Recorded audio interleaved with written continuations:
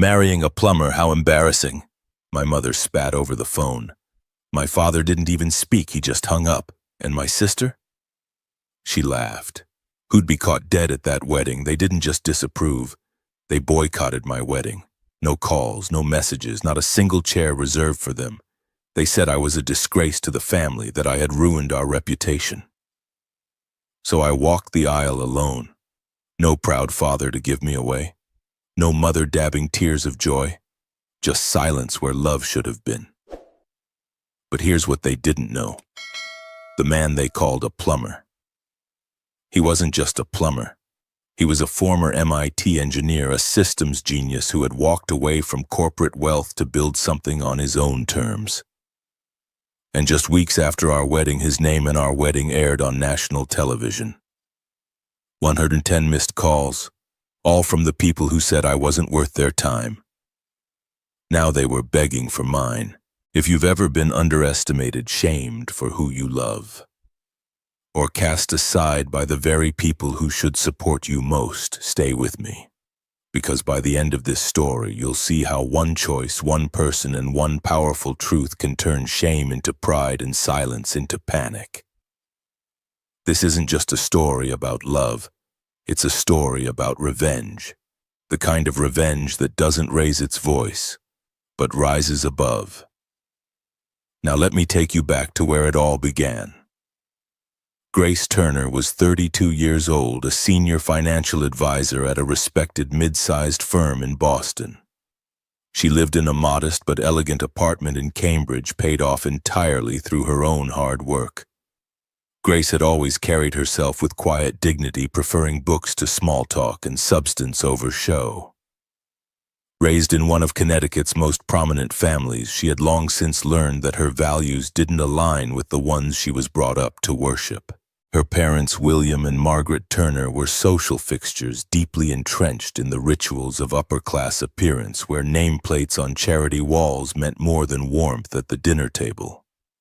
Her younger sister Chloe was the shining star of the family, always the center of attention, effortlessly charming and seemingly born to walk red carpets and country club galas.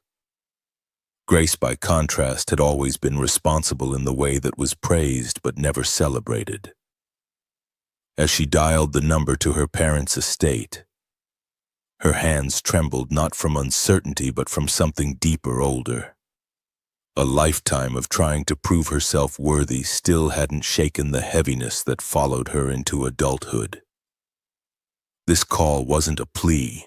She wasn't begging. It was an invitation, an act of grace, of decency. She had decided to offer them one more chance. The phone rang 3 times before Margaret picked up. Her voice was calm, clipped, and unmistakably cold. "Grace," her mother said, as though answering a call from a distant acquaintance. "Hi, Mom." Grace began carefully. "I just wanted to call and, well, I wanted to let you know the wedding's next Saturday. I wanted you and Dad to know you're invited. It would mean a lot if you came." There was a pause, but not the kind that comes from surprise or emotion. This was the kind of pause that came from calculation. Margaret inhaled slowly. Next Saturday, she repeated as if the date were somehow offensive. "Yes," Grace said more firmly now. "At Riverside Gardens. It's going to be a small ceremony, just a few friends and, well, hopefully family." That's when the tone shifted. Margaret's voice sharpened. "You're really going through with this?" With him, she asked the word him, carrying a disdain that made Grace's stomach tighten. Grace stayed calm, yes. With Daniel. A scoff, that unmistakable sound of judgment dressed as surprise. Grace marrying a plumber. "Honestly, what do you expect us to do, smile and pretend you're not dragging the Turner name through the mud? I mean, really, how embarrassing." Grace closed her eyes, steadying herself. "Daniel is a good man. He's kind, smart, and he treats me with respect. I'm sure he fixes pipes beautifully," Margaret retorted. "But we won't be parading around in some garden wedding pretending this isn't a complete disaster." Grace didn't respond to the insult. She'd expected this, hadn't she? At that moment, another voice joined in from the background. Chloe, laughing. Oh my God, Chloe said loud enough to be heard through the line. Who'd be caught dead at that wedding? Seriously? Grace's heart clenched, not because it hurt in a new way, but because it hurt in the same old way, the way it always had. Dismissal dressed up as family tradition. She took a breath. Okay, she said quietly. I understand. I just wanted to give you the chance. Before she could finish, she heard her father's voice in the distance. Who is it? Your daughter, Margaret said coolly. Inviting us to her Plumber wedding. There was no response from him, no defense, no question, just silence. Grace hung up. She didn't cry immediately, she just sat still, the weight of the call settling in her chest like a familiar stone. It was one thing to suspect you didn't matter to the people who raised you. It was another to hear them confirm it without hesitation. That night, as she finalized the last details of the wedding guest list with her best friend Lena, she quietly removed 3 names: Margaret Turner, William Turner, Chloe Turner. She stared at the blank lines where their names used to be. She didn't delete them in anger. She simply let them go. The day of the wedding arrived with a soft golden light filtering through the trees. The garden was in full bloom. White folding chairs lined either side of a delicate aisle draped in wildflowers. Guests whispered in anticipation, a gentle hum of warmth and love. 3 chairs in the front row remained empty. Grace stood behind the pavilion door, dressed in a simple ivory gown, her hair pinned with pearls. She could hear the music start, the soft swell of strings that had always made her imagine a different day, a different family. But today was real. Today was hers. And as the doors opened and every eye turned toward her, Grace walked down the aisle alone. No father on her arm, no mother waiting with a tearful smile, no sister fussing with the train of her dress, just her. Walking into her new life with the strength she had built from every moment they tried to tear her down. And still she smiled.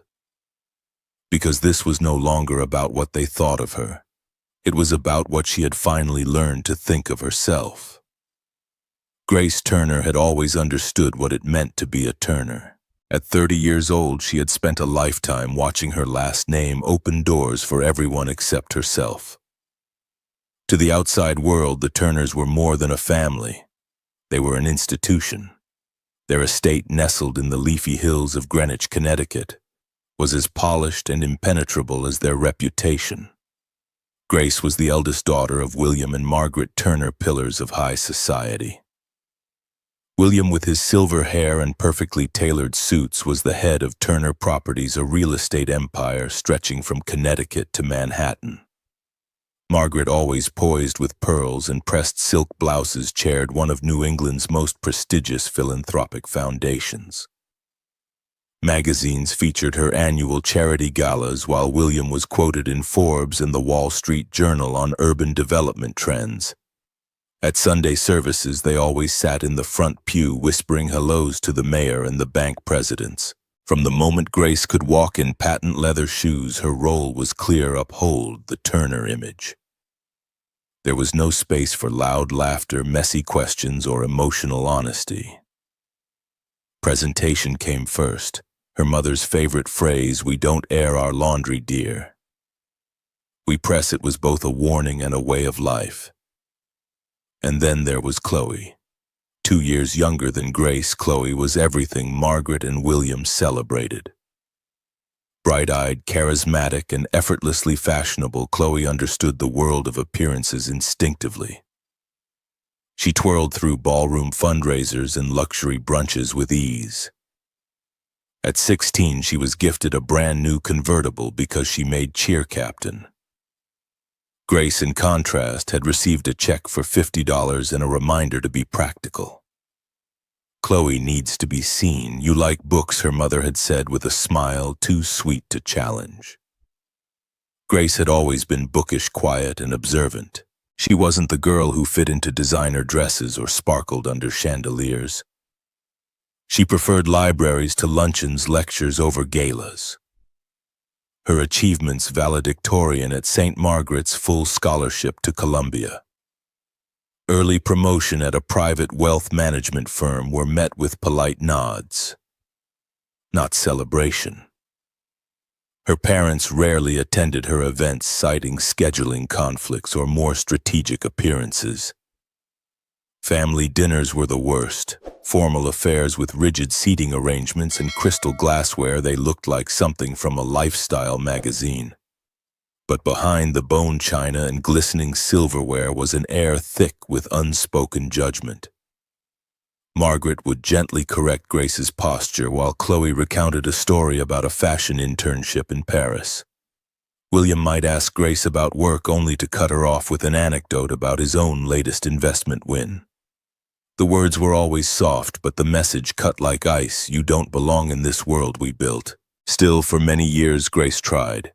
She bought muted dresses and memorized names of her father's associates. She stood silently beside her mother at fundraisers, smiling through the ache in her cheeks.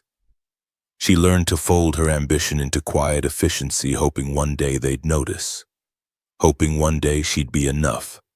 But the compliments never came. Not when she graduated with honors, not when she paid off her student loans, not when she bought her first condo without asking for a dime. Grace is so responsible, Margaret would say to her friends in that same tone people used when describing a reliable housekeeper. That's when Grace began to change. It didn't happen overnight. But sometime after 27, after another Christmas, watching Chloe receive diamond earrings while she unwrapped a planner, something in her cracked quietly. The yearning to be chosen, to be seen, began to fade. She started skipping family dinners. She stopped justifying her choices. She let her hair grow long, dressed how she liked, and filled her home with things that made her happy, not things that made her parents proud. By the time she met Alex, the man her family would soon call the plumber, she had already begun building a life separate from theirs. It was quiet, unpolished, but deeply her own. And yet, standing at the altar with empty chairs where her family should have been, the sting returned. Their absence wasn't just rejection. It was confirmation of what Grace had always suspected in the Turner household: love was not unconditional. It was earned, and she had never earned it. But they were wrong about one thing. That wedding, small and simple, would become the beginning of a story no one could have predicted, and soon the entire country would know it. Grace Turner had spent most of her adult life carefully building a quiet, independent world away from the cold corridors of her parents' mansion. She lived in a modest apartment in West Hartford, furnished not with designer couches or antique china, but with shelves of books, thrifted art, and the soft creaks of a life earned, not gifted. Her job at a mid-tier accounting firm wasn't glamorous, but she was respected, steady, and utterly self-reliant. For someone who'd grown up with staff waiting on every whim, that self-sufficiency was her proudest achievement. One unusually cold April morning, the quiet in her apartment was shattered by a gurgling, then a sharp hiss from behind the bathroom wall. By the time she reached the door, water had begun to pool across the tile and seep toward her bedroom carpet. She scrambled for towels, then her phone. The emergency plumbing service promised someone within the hour. 47 minutes later, a knock came at the door. She opened it to find a man in worn work boots, jeans, and a navy shirt with a faded Reed plumbing and heating patch stitched over his heart. He was tall, with dark blonde hair that curled slightly at the edges, and his hands, large, calloused, gripped a heavy toolbox like it weighed nothing. "Daniel Reed," he said with a nod, eyes warm. "You've got yourself a full-blown leak, huh?" Grace offered a polite smile, stepping aside. "Bathroom's this way. It's been spraying like a fountain." "Don't worry," Daniel said, already rolling up his sleeves. "We'll stop the Niagara Falls situation before it hits the bedroom." He moved with quiet confidence, shutting off valves, assessing damage, wiping his hands clean between adjustments. Grace found herself watching not just with gratitude, but a strange curiosity. He wasn't flustered, didn't grunt or swear under his breath. He whistled lightly while he worked. There was a calm about him that didn't match the stereotype she expected. When he finished, he stood up, brushing dust from his jeans. "You're all set for now, but this building's got pipes older than your thermostat. I'd get the whole thing inspected if I were you." She chuckled. "You make it sound so urgent." He grinned. "Plumbing emergencies don't RSVP, they just show up." There was a pause, then Grace asked almost without thinking, "Would you like some coffee?" Daniel blinked, slightly surprised, then nodded. "If it's not too much trouble." They sat at her small kitchen table, steam rising between chipped mugs. She learned he lived just across town, had taken over his late father's business, and liked working with his hands. He spoke of plumbing with surprising insight, likening it to a system of trust. Everything flows right when every connection is honest. His words lingered with her long after he left. The next day, a thank you text turned into a conversation about books. Daniel mentioned he was rereading Zen and the Art of Motorcycle Maintenance. Grace sent back a quote from the book. He replied with another, and just like that, something unspoken shifted between them. Their first date was a quiet walk in Elizabeth Park. Daniel wore the same work boots and brought her a small bunch of wildflowers he picked along the way. They wandered between gardens and talked about their favorite books, their childhoods, the people they used to be. What struck Grace wasn't just how smart he was, it was how present. Daniel didn't perform, didn't impress for the sake of it. He listened, really listened. When they passed a bench by the rose garden, he asked her to sit, pulled a small pocket chessboard from his bag and challenged her to a game. They went on dates that weren't Instagram-worthy but felt real. Farmers markets, used bookstores, takeout eaten on park benches, Sunday breakfasts made together in silence and smiles. Grace, for the first time in years, felt seen, not evaluated. But she kept one thing hidden: her last name. He knew her as Grace Matthews, a decision she made the first time she saw how his shoulders tensed at the mention of rich kids in Range Rovers who looked down on tradesmen. She wasn't ashamed of him, quite the opposite, but she feared what he'd think of her past, of the Turner name. Still, it didn't stop her from falling, and it didn't stop him from showing up every morning with coffee, fixing her bookshelf when it tilted, or asking about her day like it mattered more than anything else.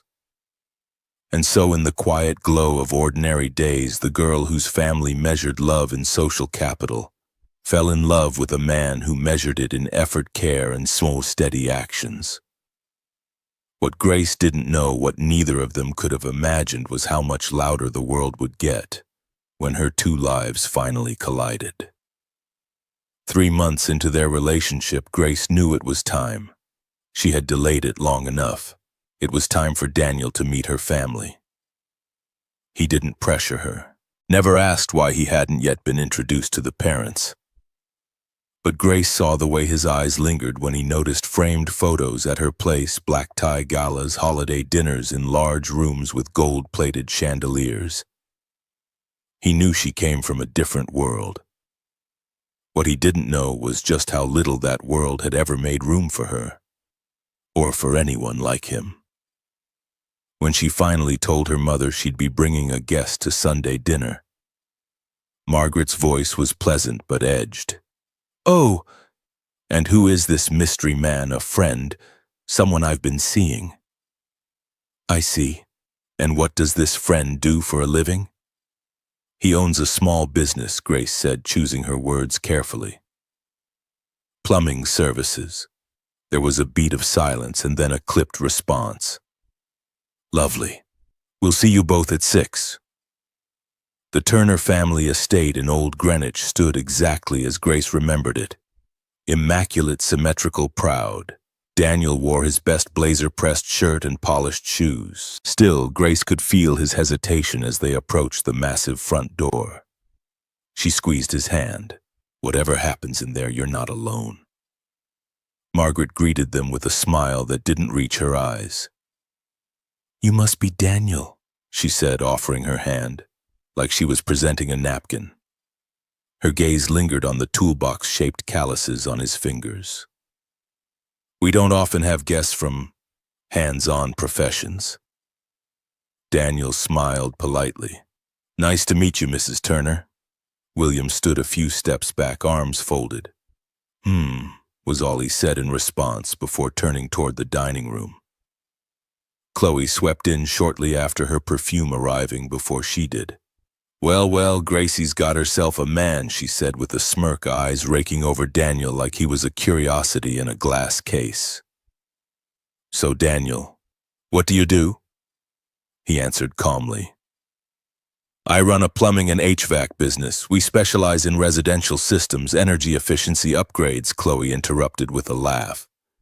"Wow, bet that's fun when people clog up their sinks with spaghetti." "I can barely change a light bulb," she turned to Grace. "You always did like fixing broken things."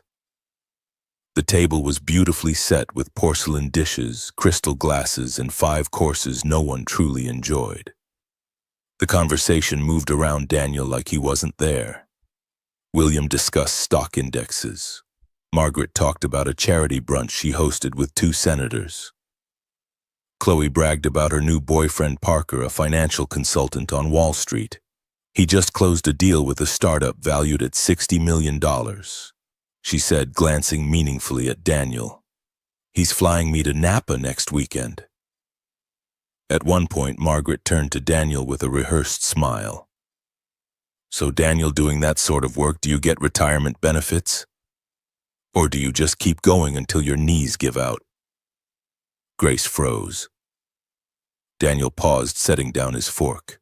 "Well, I invest through my SEP IRA, and I've structured the business to run without me eventually. I believe in long-term planning." Margaret blinked. "How pragmatic of you." William said nothing the entire evening. Not a word, not a look, just silence. By dessert, Grace's throat felt tight. She watched the family around her laugh and drink wine like nothing was amiss, as if they hadn't just systematically diminished the man she loved. Daniel never raised his voice, never let the digs land. He answered politely, held her hand under the table, and smiled at her between courses like they were in on a private joke. When they finally stepped back into the night air, Grace felt the burn rise in her chest. "I'm sorry," she whispered. "They were awful." Daniel stopped beside the car and turned to her, his voice soft but firm. "Grace, I didn't expect anything different. They don't have to understand me. They don't have to like me. But it's not fair. They don't have to believe in what I do," he continued, "because you do. And that's enough for me." She stared at him, eyes filling. "You sure?" He nodded. "Absolutely. Let them look down. They don't know what they're missing." As they drove away from the Turner estate, Grace looked at the man beside her. Kind, grounded, unshaken. She thought of all the people her family had celebrated over the years. Shallow men with expensive suits and empty values, and realized with startling clarity that Daniel was richer than any of them. And one day the world would see it too. The leaves were just starting to turn that soft golden amber when Daniel led Grace down a quiet wooded path behind the old state park in East Hartford. The afternoon sun streamed through the trees, casting a warm light over the earth, and crunching leaves muffled their footsteps. Grace had always found comfort in nature, its quiet, its patience, its lack of judgment. And perhaps that's why Daniel chose this place, this moment. He paused near a small clearing where someone had placed a weathered wooden bench years ago, half claimed by the roots of a nearby tree. Daniel turned to her with a nervous smile. There was no crowd, no photographer hiding in the bushes, no flash or spectacle, just them, the breeze, and a single small velvet box in his hand. Grace Turner. He began, his voice soft but steady. You're the smartest, kindest, most grounded person I've ever met. You see people, not just their job, their money, their family name. You see them. And you saw me. Will you marry me? Grace's heart, already full, overflowed. She didn't need diamonds or declarations. The man kneeling before her with calloused hands and a gentle heart was everything she never knew she needed. Yes, she whispered, pulling him up into a kiss. 1,000 times yes. The ring wasn't ornate, it was modest with a tiny opal stone, but it shimmered in the sunlight like a secret just between them. That evening, still wearing the same smile she'd had in the woods, Grace sat on her small apartment couch with the phone pressed tightly to her ear. She was calling to tell her parents. Not for their approval, she had long stopped expecting that, but because they were still her parents. And some part of her, whether foolish or brave, thought maybe they would surprise her. Margaret answered on the third ring. Mother, I'm calling to tell you, Daniel proposed. We're engaged. There was a pause, then a sharp exhale on the other end. Well, Margaret said, her voice clipped and cool. I suppose congratulations are in order. Good luck to you and your plumber. But don't expect us to be part of that circus. We won't be attending. Grace bit her lip hard, the familiar sting rising. It's not a circus. It's my wedding. I just hope you realize what you're doing, Margaret continued. People will talk. It's already hard enough to explain your choices. Now this, I don't care what people think, Grace said, trying to steady her voice. Well, we do, her mother snapped. Then came the click of the call ending. Grace sat in stunned silence, the phone still pressed to her ear. She tried her father's number next. It rang and rang. No answer. No voicemail. He wouldn't even give her that. Moments later, a notification buzzed on her screen. The family group chat lit up. One message. From Chloe. It was a single emoji, a laughing face. Grace stared at it. No words, no congratulations, no attempt at sisterhood, just mockery dressed in pixels. The tears came, but not like before. These weren't tears of self-doubt. These were tears of confirmation. The walls that had long been cracking had finally collapsed. They weren't coming to the wedding. Not because they couldn't, but because they wouldn't. Because she had chosen love over legacy. And so for the first time in her life, Grace made a decision without looking back. She deleted the group chat. Then she pulled out a notepad and began writing names, not of the people she had lost, but the people she still had. Friends who called just to check in. Her coworker who always remembered her birthday. Daniel's mother who sent her soup when she had the flu. A new guest list was born. No Margaret, no William, no Chloe. She and Daniel would marry on their terms, surrounded by love, not bloodlines. They would build a family not from expectations or prestige, but from truth and choice. The Turners would not be invited. And for the first time, that didn't feel like a tragedy. It felt like peace. The morning of Grace Turner's wedding began quietly with a faint mist clinging to the trees in a stillness that felt both peaceful and hollow. She sat by the window of a modest rental cottage near the garden venue, staring out at the autumn leaves as they trembled in the breeze. Her wedding gown hung nearby, simple ivory chiffon. No embroidery, no glitter. Just soft, flowing fabric and lace along the edges, chosen not for spectacle, but for sincerity. There were no stylists bustling around her, no flurry of champagne glasses or family laughter. It was just Grace, alone with her thoughts. Lena, her best friend since college, arrived with a warm hug and a bag of bagels. She had insisted on staying by Grace's side since the proposal offering her support, without conditions or questions. Nervous, she asked, gently handing Grace a cup of tea. Grace gave a soft smile. Not about marrying him, just about everything else. They set up the modest decorations themselves with wildflowers from a local farm and string lights wrapped carefully around the pergola. There were no florists, no planners, just the two of them and a few friends who had arrived early to help set the chairs in place. A row of seats was reserved at the front, each one bearing a crisp white sign, Mother of the Bride, Father of the Bride, Sister. All left empty. Grace didn't cry. She had done all her crying months ago after her family disowned her engagement and cut her off like an embarrassment. Today wasn't for them. It was for her and Daniel. Daniel was waiting beneath the pergola in a navy suit and silver tie. His hands clasped in front of him. He looked calm, even joyful, as if no void could reach him today.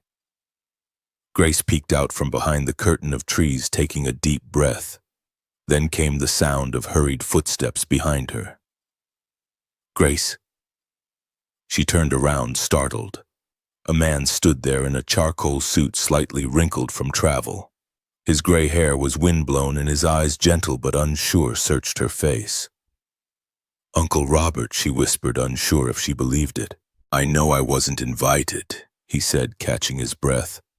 "But when your father told me he wasn't coming, I couldn't let you walk down the aisle alone." Grace froze. She hadn't seen her father's younger brother in years. He had always been the odd one in the family, not polished, not interested in country clubs or charity galas. But he had once taught her how to ride a bike when she was 6, holding the seat, while she wobbled down their long driveway, encouraging her when her father had simply shrugged. "You came all this way?" she asked, voice trembling. "I took the first train I could," he said. "If that offer still stands, I'd be honored to walk you down the aisle." Tears pricked at her eyes, and for the first time that day, they didn't fall from sadness. She nodded. "I'd love that." As the music began, just a soft violin from a friend of Lena's, Grace took her uncle's arm. The moment she stepped into the aisle, the scattered guests stood turning to see her. Some were friends, others co-workers, neighbors, even a few of Daniel's clients. People who had chosen to be there not out of obligation but care. Each step toward Daniel felt lighter than the last. Daniel's face lit up when he saw her. Not in awe of the dress or the moment, but of her. She saw it in his eyes, admiration, gratitude, love, the kind of look she'd never seen from her own parents. When she reached him, Uncle Robert gently placed her hand into Daniel's. "Take good care of her," he said softly. Daniel nodded. "With everything I have."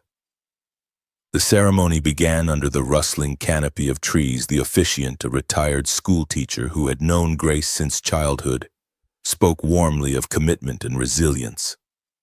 Then came the vows. Daniel took her hands and looked her in the eye. His voice was steady, though his hands trembled just slightly. "I promise to love you not just for who you are today, but for every version of you that will grow in the years ahead. I promise to support your dreams, to speak gently even when I'm angry, and to never let a single day go by without reminding you that you are enough." Grace's breath caught in her throat. She managed to return her vows with equal honesty, no rehearsed lines, just the truth of what they had built together. When the officiant pronounced them husband and wife, there were cheers, small but real. They kissed beneath a sky just beginning to turn gold with the afternoon sun. Later, as they posed for a photo with their closest friends gathered around them and wildflowers in their hands, Grace leaned into Daniel's shoulder. A photographer caught the moment just as Daniel leaned in and whispered in her ear, "I have a plan for what comes next." She turned to look at him, puzzled. He smiled, a twinkle in his eye. "A surprise? But you'll like it?" She laughed softly. Is this a marriage or a mystery novel? Both, he said. And in that moment, with his hand in hers and no trace of her family in sight, Grace realized something profound. You don't need a full church or a famous last name to begin a real marriage. You just need the truth and someone who stands beside you without wavering.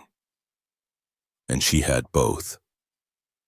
Grace had always respected Daniel's quiet humility. It was one of the reasons she had fallen for him in the first place. He never boasted, never tried to prove himself to anyone. So when she stumbled across the drawer in their small study one rainy Saturday afternoon, she wasn't expecting secrets, certainly not ones that would shake the foundation of everything she thought she knew. She had been tidying up, looking for a spare charger cord.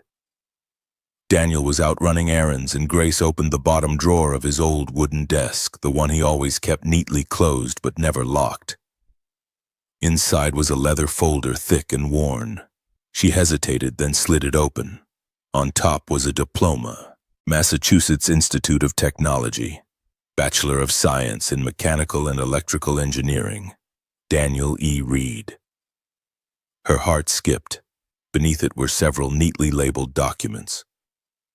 U.S. Patent Office approvals, diagrams of a system labeled hydrogrid with dense technical annotations she couldn't entirely follow. Several pages of email correspondences with people from firms like Summit Ridge Ventures and Altwell Capital, names she'd heard on Bloomberg. Investors. Grace sat down, stunned. Daniel, an MIT engineer.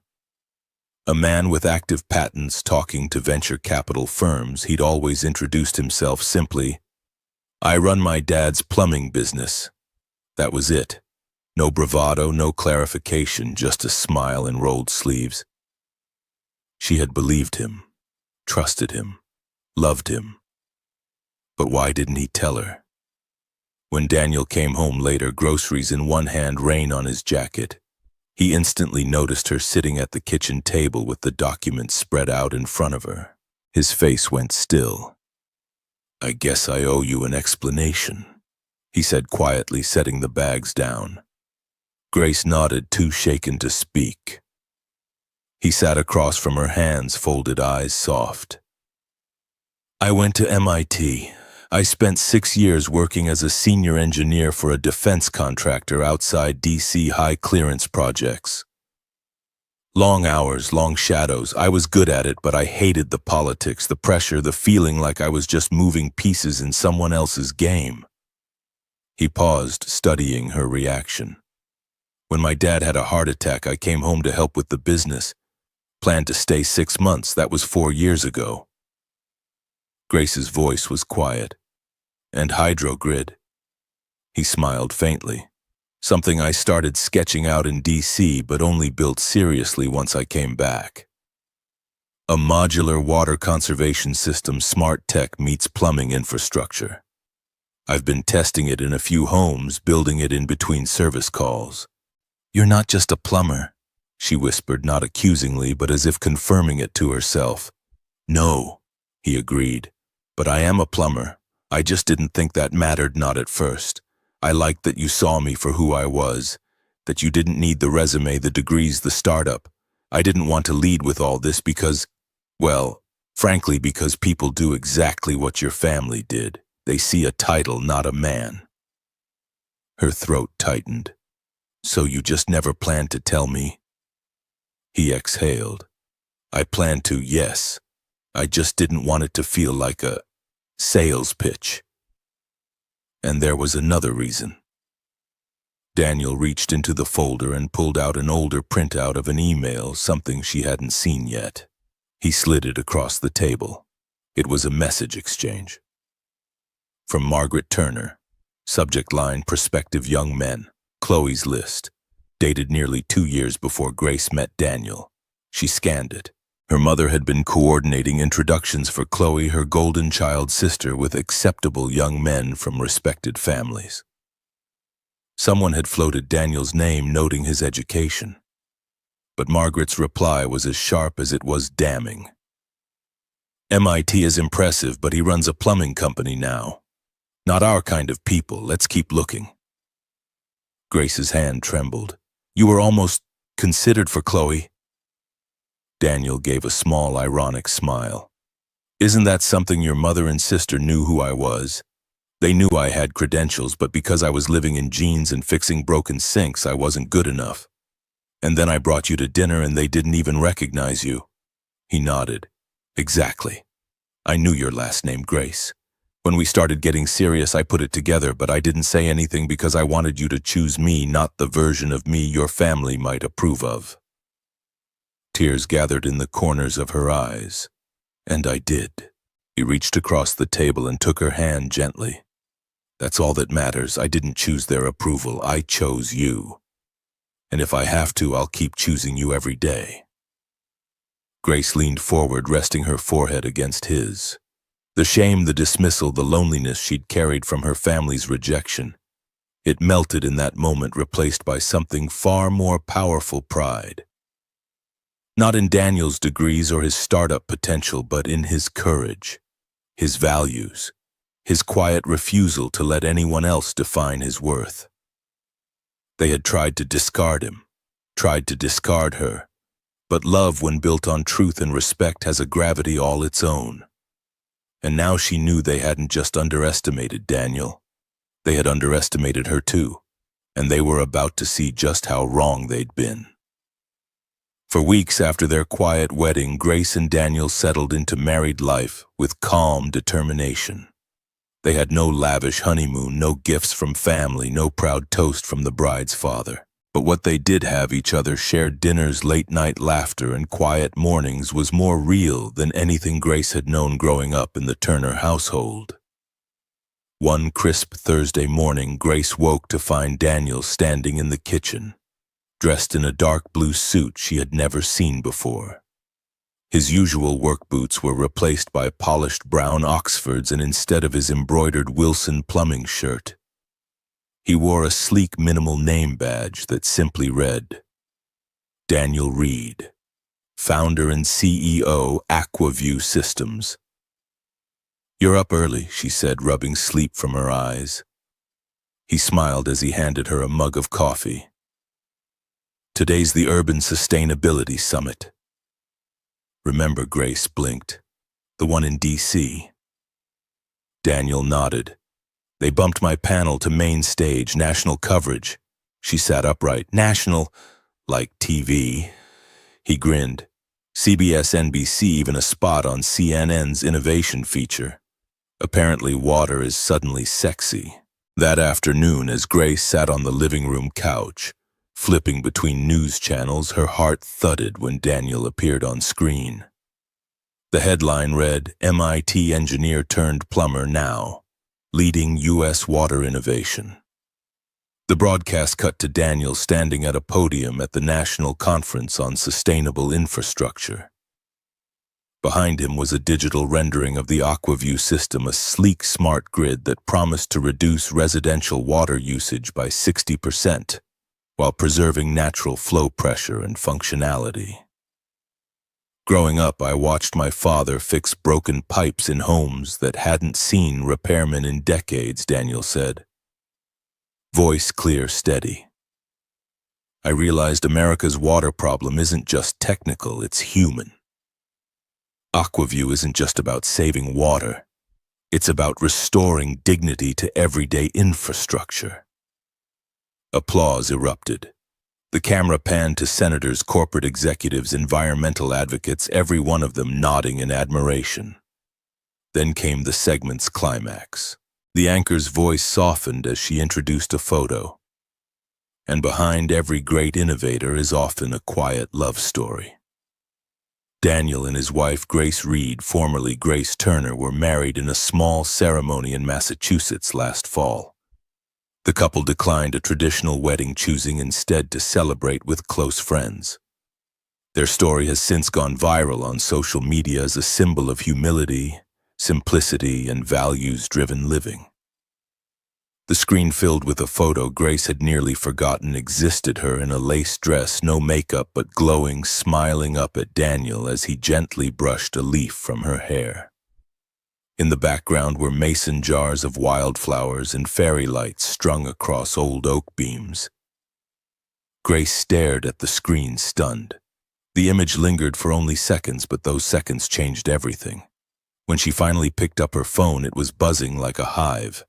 The lock screen showed 110 missed calls. Every single one was from Turner family members. There were voicemails, first hesitant, then frantic. "Grace, it's your mother. Please call me back. We didn't realize." Then another, "Sweetheart, it's Dad. We just saw the news. I think we should talk." And a message from Chloe of all people. "Okay, maybe I was wrong. Can we please meet? I miss you." Grace opened the group chat they had ignored for months. It was now flooded with images of Daniel on TV, screenshots of headlines, and most surreal of all, messages filled with sudden admiration. MIT1 read, "CEO said another." Her mother's final message stood alone at the bottom of the thread. "We were wrong. Please let us make it right." Grace put the phone down slowly. Daniel walked in, loosening his tie. He looked at her face, then at the blinking screen, and raised an eyebrow. "They saw it?" he asked softly. She nodded. "All of it?" He shrugged calmly. "Told you the lighting at our wedding was good." But Grace didn't laugh. Not yet. Because this wasn't just about them finally seeing his success. It was about what they had been blind to before, the man he was, the husband he'd become, and the love they had dismissed simply because it didn't fit their social blueprint. She held up her phone, displaying the call list. "What now?" she asked him. Daniel took the phone from her gently and set it aside. "Now," he said, taking her hand, "you decide whether they deserve a seat at the table they walked away from."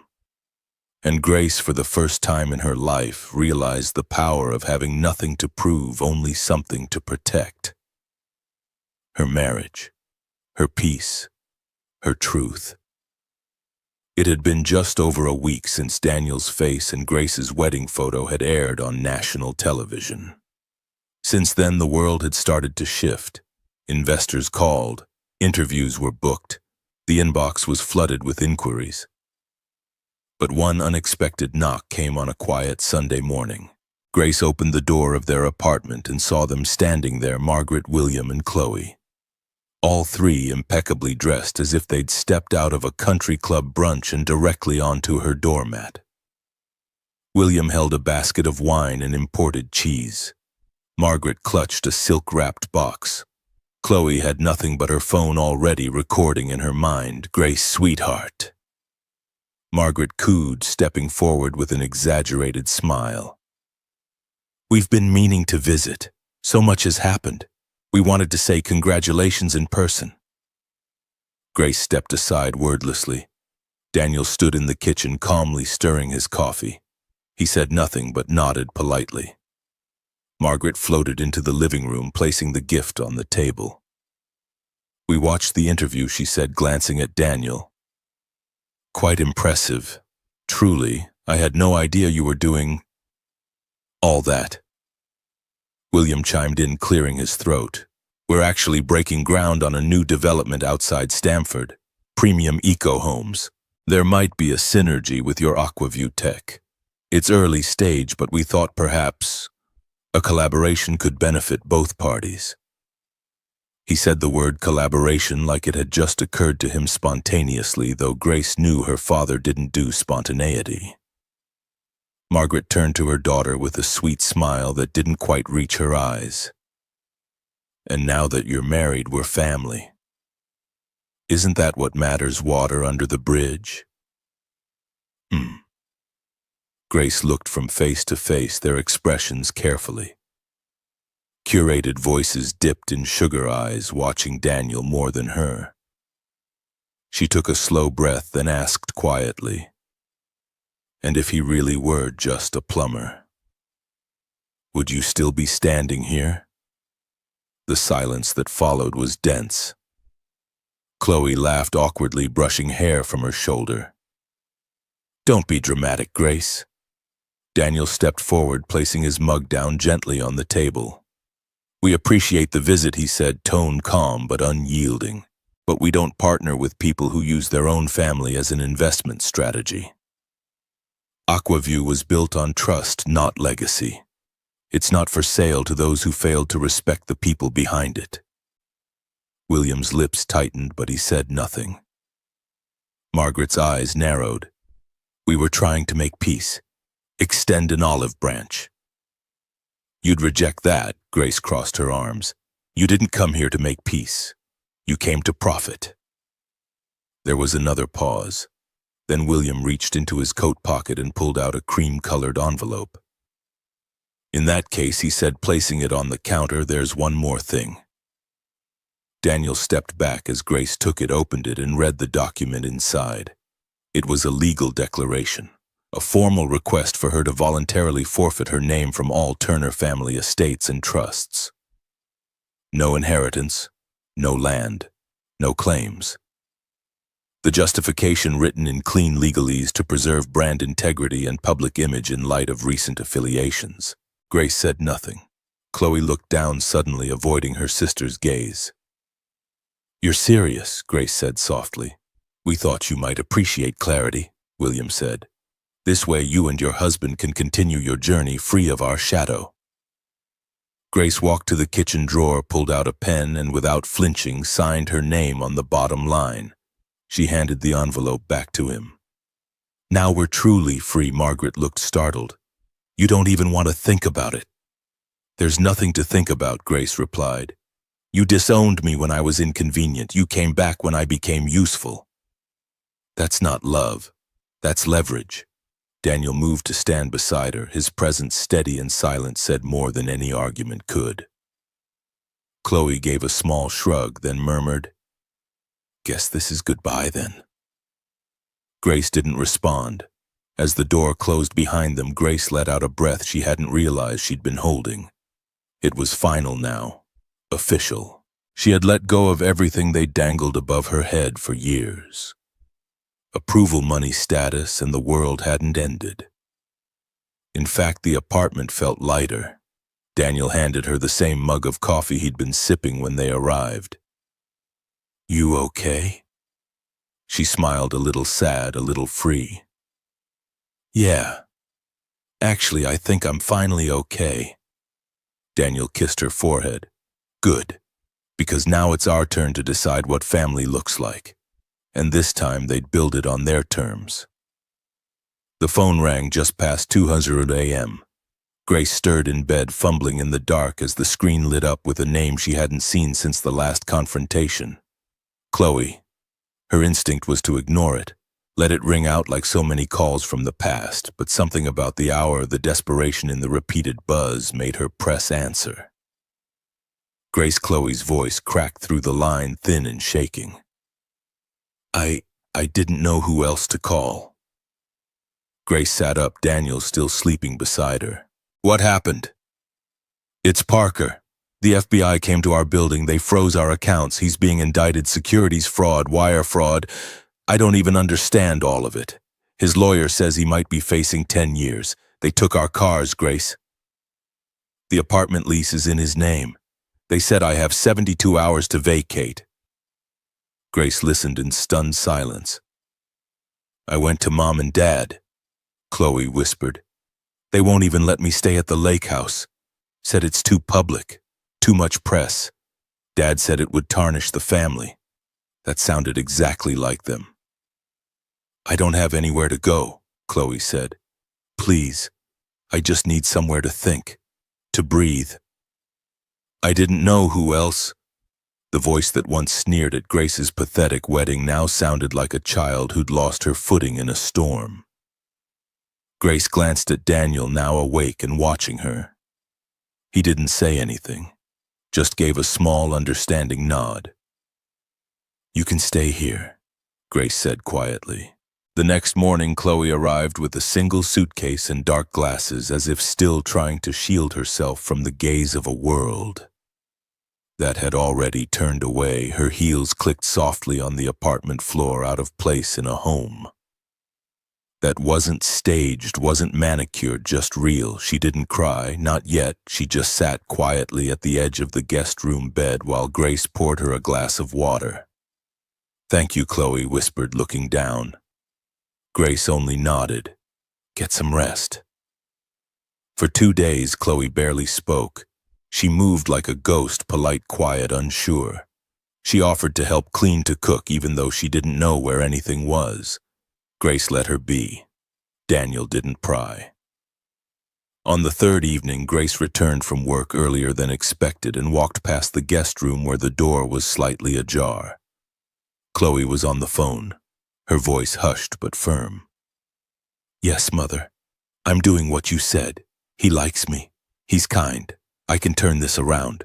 If I can just get Daniel to vouch for me, people will forget all this. He's the media darling now, isn't he, MIT? National news. If he says I'm family, we win the narrative." There was a pause, then Chloe's voice dropped lower. "No, she doesn't suspect. She still thinks I'm here because I need her." Grace didn't flinch. She quietly stepped away before the call ended, her heart sinking, not out of shock but recognition. Chloe hadn't changed. Or perhaps she had, but not in the way that mattered. That night, Grace waited until the dishes were done, until Daniel had stepped out to return a work call. She walked into the guest room where Chloe sat reading an old magazine. "How long were you planning to play the part?" Grace asked softly. Chloe looked up, startled. "What I heard the phone call," Grace said. "You told Mom you'd use Daniel. You said I didn't suspect a thing." Chloe's face went pale. "I let you stay here because I thought you needed a sister," Grace continued. "But now I wonder, did you come because you needed me? Or because you needed what you thought I could give you?" There was a long silence. Chloe's lips trembled. She tried to speak, but no words came. And then, for the first time since she arrived, she cried. Not the performative tears that came with excuses and manipulation, but deep, cracking sobs that shook her shoulders and bent her over in the chair. "I don't know who I am anymore," she choked out. "When Parker got arrested, I didn't even think about him. I thought about how it looked, how it made me look. That's how far gone I am." Grace stood there, arms folded, not cold but steady. "I built everything around appearances," Chloe continued, voice hollow. "Perfect man, perfect apartment, perfect reputation. And now all I have is a suitcase and a sister I mocked." Grace walked over and knelt beside her. "You have more than that," she said quietly. "But only if you want to start over for real. Not for headlines, not for Mother's approval." Chloe looked at her, mascara streaking her cheeks. "You'd still help me?" Grace nodded once. "I'm not like them, and neither are you if you don't want to be." It was a small moment, but in that silence something shifted, not fully healed, not erased, but maybe, just maybe, something real had begun. It began with a headline tucked quietly into the business section. "Whistleblower raises questions about Turner Development Group." At first it went unnoticed. William Turner had survived worse market swings, zoning disputes, even tabloid rumors. But this was different. Within days, state regulators launched an official investigation into William's latest luxury eco-resort. Questions were raised about offshore funding shell companies used to secure favorable permits and suspicious land acquisitions. Documents surfaced, emails, wire transfers, inconsistencies in filings. The Turner name, long considered a pillar of prestige in Connecticut real estate, began to fracture in public. Then came the charity fallout. Margaret Turner, once hailed as the First Lady of Sustainable Giving, was quietly removed from the board of the Helmsworth Foundation. No press conference, no farewell gala, just a bland public statement citing philosophical differences and a desire to maintain ethical clarity. But everyone understood the subtext. It wasn't just that the Turners were losing influence. It was that no one was protecting them anymore. Grace read each headline with a complicated stillness. She didn't celebrate. She didn't gloat. The pain her family had caused didn't disappear just because the consequences had arrived. But as the walls of silence and pretense collapsed around the Turner estate, something in her relaxed. Not out of revenge, but out of release. One evening, Chloe sat beside her on the front steps of their modest garden apartment. The air smelled like rain. "They're selling Beacon Hill," Chloe said. Grace turned. Seriously, Chloe nodded. "Dad called yesterday. Property taxes are up. Legal bills are stacking. They have to let it go." That house was their trophy. Chloe let out a soft, tired laugh. "I know. It's strange. I thought I'd be devastated, but all I felt was quiet, like someone finally turned off the noise." Grace hesitated. "Are they splitting the sale they offered?" Chloe said. "And I refused." Grace blinked. "You what?" Chloe looked at her sister with steady eyes. "I was raised to think wealth was a shield, that if you had enough of it, nothing could touch you. But I've never felt poorer than when I had everything except peace." Grace said nothing for a while. Then she reached out and placed a hand over her sister's. No more words were needed. Inside, Daniel was watching the evening news when Grace stepped in. He muted the TV as she sat beside him. "They're losing the house," she said, "and everything it stood for." Daniel nodded slowly. "I heard. The investors are pulling out too. It's all unraveling." Grace looked at him, searching his face. "How do you feel about it?" He thought for a moment, then said gently, "I'm not happy, Grace. I don't enjoy watching anyone lose what they've built, even if they never valued what truly mattered." She waited, sensing there was more. "But I'm at peace," he continued, "because you're not standing there waiting for them to take you back. You've already walked forward." Grace leaned against his shoulder, feeling the weight of those years, the striving, the rejection, the ache of being not enough fade into something smaller, manageable, even forgivable. "They spent their whole lives building a name," she whispered. "And you built a life," he answered. And for the first time in the Turner family legacy, that was the better investment. The day Aquaview launched nationally, Grace stood beside Daniel at the front of a crowded auditorium in Chicago. Behind them, the logo they had drawn on a napkin 2 years ago now glowed across an LED screen. Engineers, city officials, environmental leaders, they had all gathered not just to see a new product, but to witness the future of water infrastructure. Daniel stepped up first, speaking with the quiet authority he always carried. He explained how Aquaview's grid system could save billions of gallons of water per year, restore decaying pipes across Middle America, and bring affordable, smart infrastructure to neighborhoods that had been neglected for decades. When he finished, the applause was long and standing. Later that month, Grace received an invitation she never expected, an offer to speak at a TEDx event in New York. The topic was redefining personal worth in a world obsessed with status. She took the stage in a simple navy dress, no designer label, no personal stylist, just her voice. She spoke of what it felt like to be raised in a family where love was conditional, where worth was measured by optics, not truth. And she shared how she nearly believed them until someone showed her another way. "I didn't marry a plumber," she said in her closing. "I married a man who understood how systems break and how to fix them, including the ones inside families." The video went viral within days, but that wasn't the moment that meant the most. That came one quiet Sunday when she and Daniel unveiled something small and deeply personal. A scholarship fund for low-income students pursuing engineering and technical trades. They called it the Robert Reed Foundation. When asked about the name, Grace smiled and said, "Because one man showing up when it mattered changed everything." Chloe helped set up the foundation's first fundraiser. No longer the perfectly polished socialite, she had traded heels for flats, designer clutches for practical shoulder bags. She now worked as a program coordinator for a local nonprofit helping single mothers learn job skills. Her smile had changed. It no longer asked to be admired.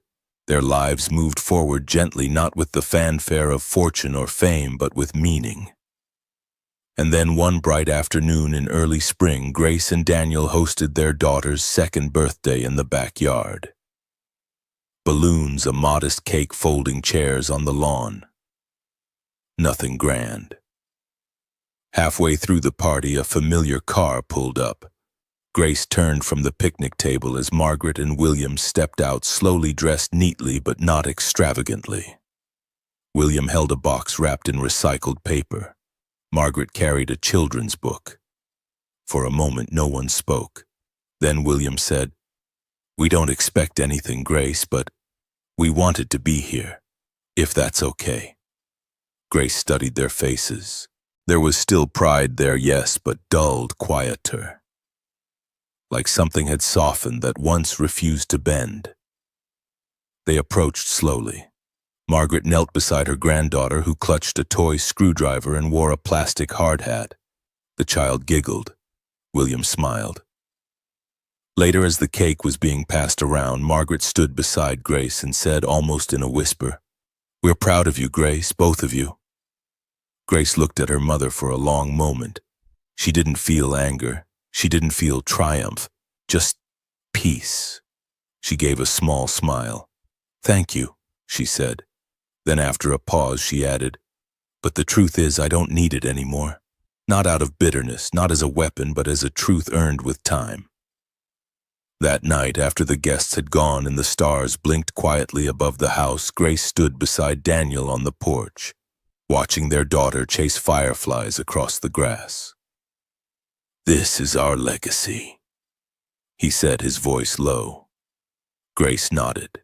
"And this time it's the kind we choose." So the man once mocked for being a plumber turned out to be the one who carried the Turner name into the headlines, but not in the way they expected. And Grace, the daughter no one showed up for on her wedding day, proved that true worth isn't measured in applause or inheritance. It's in how we are after being dismissed. It's in how we build a life not from validation but from values. This wasn't just a story about reputation. It was about choice. The choice to love instead of manipulate, to forgive instead of resent, to start again with nothing but your own two hands and a steady heart. If any part of this story felt familiar to you, if you've ever been underestimated, abandoned, or had to fight to define your own worth, share your story in the comments. I want to hear it. And if you believe that good people still deserve good endings, that quiet strength still matters in this loud world, subscribe to this channel. Because here we tell stories that don't just move you, they remind you of who you are. Thank you for staying until the end. I hope you'll stay for the next journey too.